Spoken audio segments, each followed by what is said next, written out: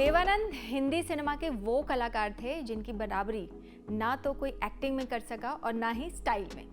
Entertainment का full package Devanand ने दुनिया भर में करोड़ों लोगों का दिल जीता।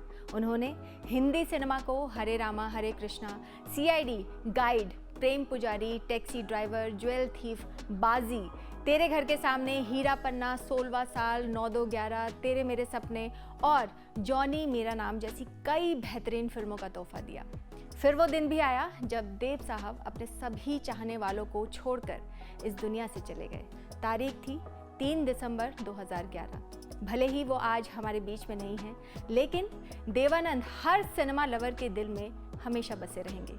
ऐसे में आज धर्मदेव आनंद उर्फ देवानंद की बर्थ एनिवर्सरी पर जानते हैं उनकी जिंदगी से जुड़े कुछ अहम पहलुओं के बारे में।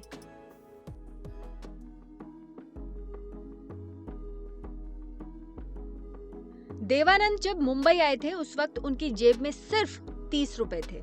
फिर अपनी मेहनत से उन्होंने उन्हीं 30 रुपयों को लाखों में बदल दिया। चलिए शुरू से शुरू करते हैं। देवानंद का जन्म 26 सितंबर 1923 को पंजाब के गुरदासपुर में हुआ था, जो अब पाकिस्तान में है। धर्मदेव उर्फ देवानंद को स्कूल में उनके दोस्त डीडी कहकर बुलाते थे। बीए पास करने के बाद वो नेवी में भर्ती होना चाहते थे। इसके लिए उन्होंने कोशिश भी की, लेकिन सफल नहीं हुए। इसके बाद देवानंद के पिता किशोरी मल, जो पेशे से एक वकील थे, उन्होंने अपने ही ऑफिस में बेटे को क्लर्क का काम दे दिया, मगर किस्मत को कुछ और ही मंजूर था। 22 साल की उम्र में जेब में 30 रुपए लेकर देवानंद मुंबई आ गए। ये बात है 1943 की, जब गांधी जी का भारत छोड़ो आंदोलन पीक पर था। खैर, मुंबई में उन्हें मिलिट्री सेंसर ऑफिस में 160 रुपए महीने सैलरी पर काम मिल गया। उनका काम था फौजियों की चिट्ठियों को सेंसर करना। नौकरी मिल गई, चौल में रहने की जगह और आने जाने के लिए लोकल ट्रेन का साथ भी मिल गया। मगर जल्दी ही देवानंद को एहसास हुआ कि ये नौकरी उनके मिजाज से मेल नहीं खाती। सुबह से शाम हो जाती और वो किसी से मिल नहीं पाते, मगर खर्चा चलाने के लिए कुछ तो करना ही था, तो नौकरी करते रहे।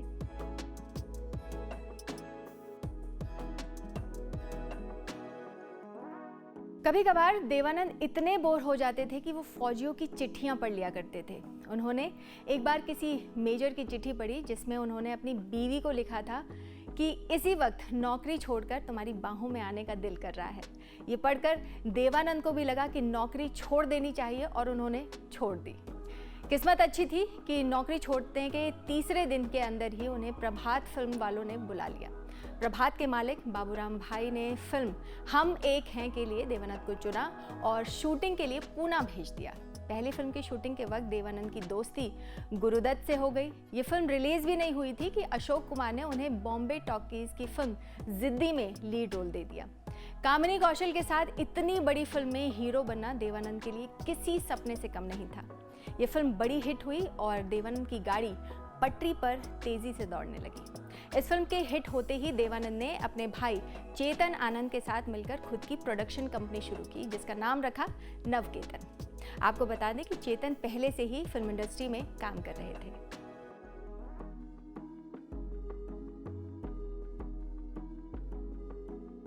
जहां देवानंद हिंदी सिनेमा के स्टार बन चुके थे, तो वहीं उनके दोस्त गुरुदत्त अभी भी अपने पहले ब्रेक के लिए इंडस्ट्री में संघर्ष कर रहे थे। लेकिन जब दोनों की दोस्ती हुई, तभी देवानंद ने गुरुदत्त से वादा कर दिया था कि अगर वो प्रोड्यूसर बने तो उन्हें अपनी फिल्म में चांस देंगे।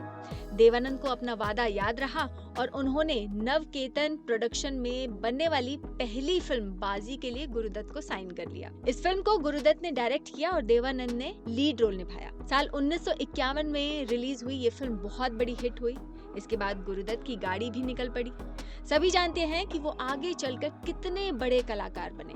वहीं देवानंद ना सिर्फ देश में बल्कि विदेश में भी खूब पॉपुलर हुए। आप हैरान रह जाएंगे कि अपने 65 साल के लंबे करियर में देवानंद ने 114 हिंदी फिल्में की। इनमें से 104 फिल्मों में उन्होंने खुद लीड रोल किया।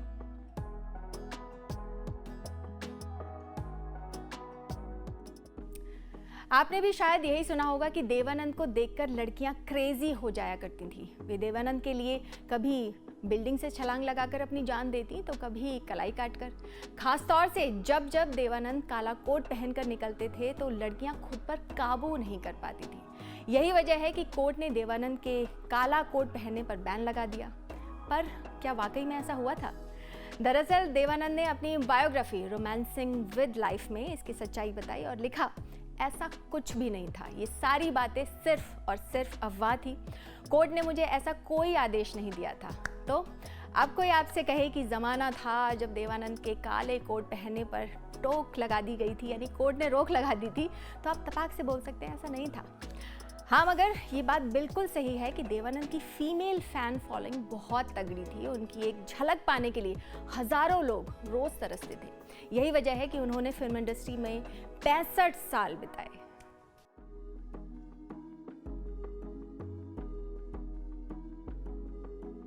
अगर आप भी देवानंद के फैन रहे हैं तो कभी आपने शायद नोटिस किया होगा कि वो हमेशा अपनी शर्ट के बटन ऊपर तक बंद करके रखते थे। लोगों को लगता होगा कि ये भी देवानंद का एक स्टाइल था, लेकिन ऐसा नहीं है। दरअसल कुछ आदतें बचपन में ही पड़ जाती हैं। सच तो ये है कि अपनी बॉडी को लेकर उन्हें हमेशा कॉम्प्लेक्स रहा। देवानंद को लगता था कि उनका चेहरा तो ठीक ठाक है, लेकिन बॉडी में दम नहीं है। यही वजह है कि वो शर्ट के बटन ऊपर तक लगाकर रखते थे, जिससे वो अपनी बॉडी को पूरी तरह से कवर कर सकें। अपने स्टाइल के बारे में देवानंद ने अपने इंटरव्यू में कहा था कि ये सच है कि मैं थोड़ा झुककर चलता हूँ, लेकिन मुझे ये गुमान कभी नहीं हुआ कि मैं बहुत अच्छा दिखता हूँ। पर जब मेरी पहली फिल्म रिलीज हुई तो लोगों ने कहा ये लड़का खूबसूरत है। उसके बाद मेरे अंदर ऐसा आत्मविश्वास आया जो लगातार बढ़ता ही गया। बीबीसी को दिए एक इंटरव्यू में देवानंद ने बड़ा दिलचस्प किस्सा सुनाया। उन्होंने बताया कि 50 साल का फिल्मी करियर पूरा होने पर अमेरिका ने उन्हें सम्मानित करने के लिए बुलाया। वहां एक 16 साल की लड़की कई दिनों से देवानंद से मिलने की कोशिश कर रही थी। जब इस बारे में देव साहब को पता चला तो वो उससे मिले। लड़की ने बताया कि वो देवानंद के साथ एक फिल्म में काम करना चाहती है। इस पर देवानंद ने उसे समझाया और कहा कि कुछ साल बाद ट्राई करना। यहीं से देवानंद को फिल्म का एक आइडिया आया और उन्होंने बना डाली मैं 16 बरस की। इस फिल्म में देवानंद ने अटलांटा शहर की एक 16 साल की लड़की को कास्ट किया। आप इसी से फिल्मों को लेकर देवानंद की दीवानगी का अंदाज़ा लगा सकते हैं। वो एक ऐसे कलाकार थे जिन्हें फिल्मों के अलावा कुछ नहीं सोचता था। वो कहते थे फिल्में बनाने से अच्छा काम कुछ हो ही नहीं सकता। अपने काम को लेकर 23 साल की उम्र में उनमें इतना ही उत्साह था जितना 70 साल में। यही वजह है कि सदियां गुजर जाएंगी लेकिन सिनेमा को अब दूसरा देवानंद नहीं मिलेगा। आपको हमारा वीडियो अच्छा लगा हो तो लाइक और शेयर कर दीजिएगा और इसी तरह की एंटरटेनिंग वीडियो देखने के लिए लाइव टाइम को सब्सक्राइब करना बिल्कुल मत भूलिएगा। जय हिंद।